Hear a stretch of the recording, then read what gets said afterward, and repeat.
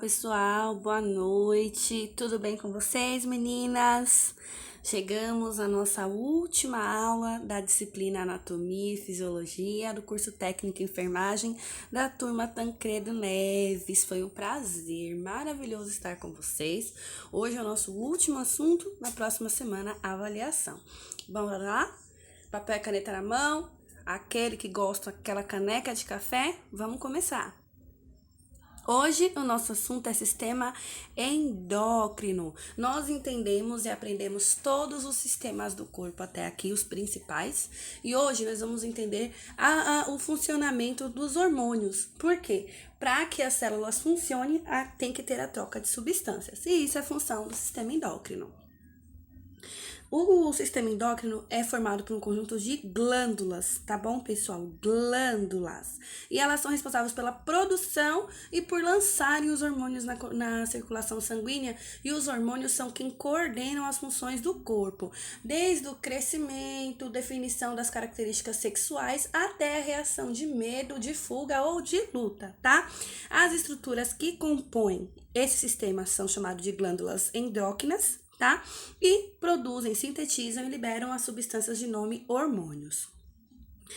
Qual que é a função? Regular o meio interno, regular o metabolismo e o equilíbrio energético. Nós vamos entender porque o sistema endócrino, inclusive, está ligado à diabetes. Elas influenciam no crescimento e desenvolvimento do corpo e na reprodução do ser humano. Sem hormônios, sem sistema endócrino, não há reprodução.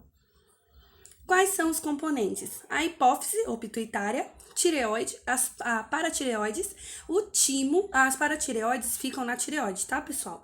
O timo, as suprarrenais, que ficam acima dos rins, o pâncreas, os ovários nas mulheres e os testículos nos homens. As glândulas sexuais também são chamadas de gônadas, como nós aprendemos nos últimos sistemas, que foi reprodutor feminino e masculino.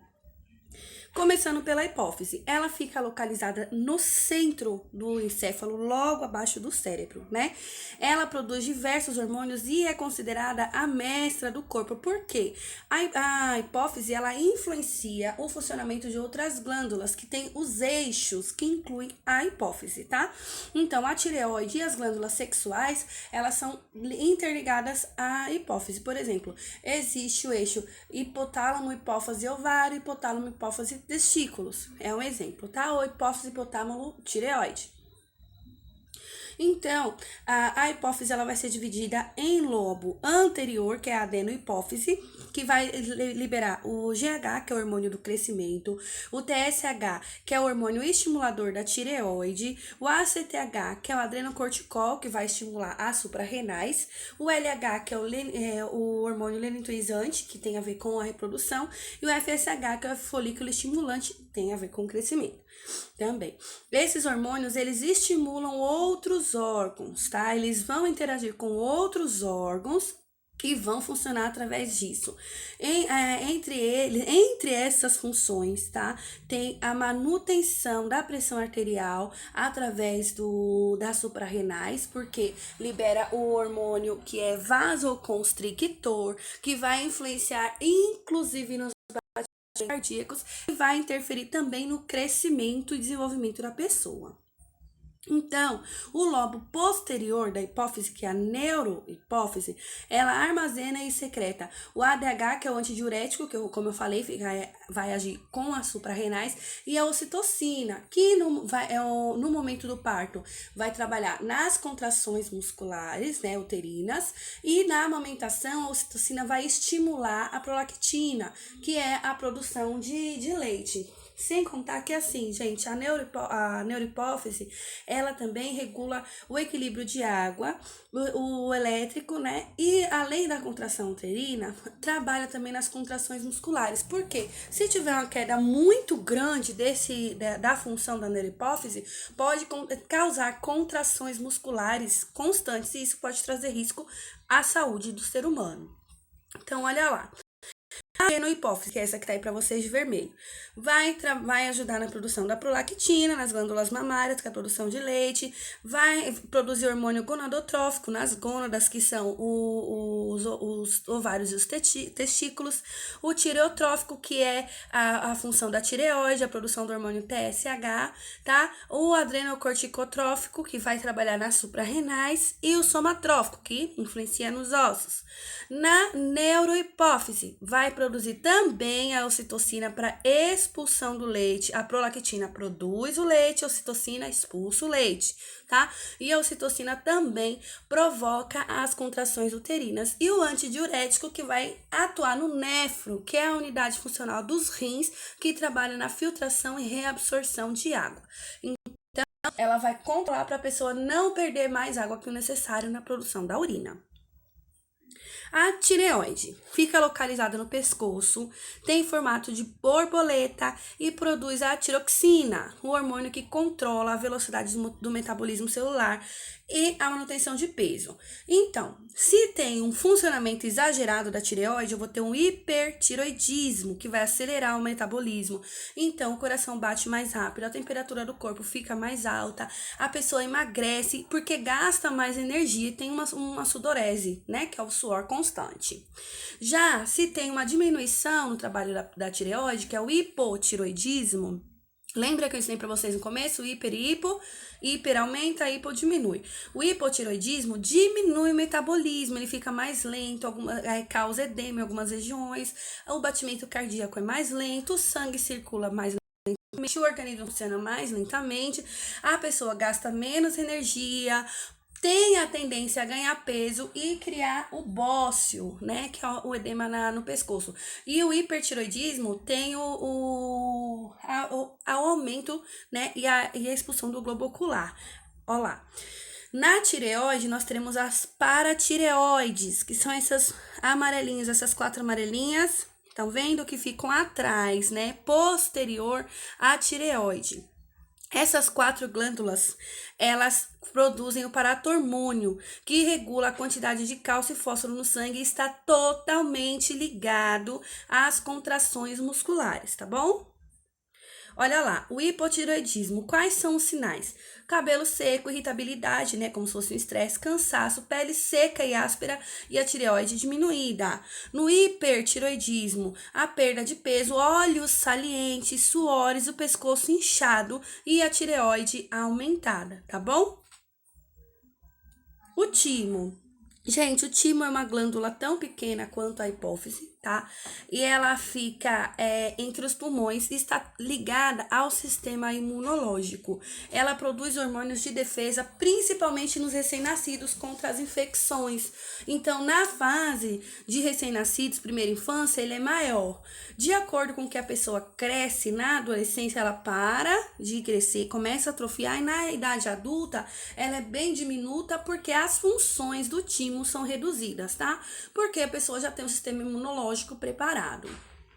As suprarrenais ou adrenais, elas realmente ficam suprarrenais, acima dos rins bilaterais, e essas glândulas, elas produzem a adrenalina, que é o hormônio que prepara o corpo para uma ação ou uma reação, né? E quais são os efeitos da adrenalina? Ela vai dar taquicardia, que é o coração vai disparar, vai colocar mais sangue nas pernas, no braço, vai aumentar a capacidade da pessoa de correr, também de se exaltar, ou de reagir, de se defender. Vai aumentar a frequência respiratória, a taxa de glicose no sangue, para que a pessoa tenha mais energia, tudo isso instantaneamente, tá? E a contração dos vasos sanguíneos e da pele, porque o organismo vai mandar mais sangue para os músculos, tá? Para que a pessoa tenha reação. Por isso que às vezes, quando é no susto, né, que a reação de fuga, a palidez cutânea, né, do susto, ou também fica gelado, né, de medo. Então, essas reações são causadas pela adrenalina, e a adrenalina ela é produzida nas suprarrenais. O pâncreas. Muitos de nós ouvimos falar do pâncreas, mas não sabemos o que ele faz. Gente, o pâncreas é uma glândula extremamente importante no nosso corpo, porque ela faz o controle dos hormônios que trabalham a glicose, tá?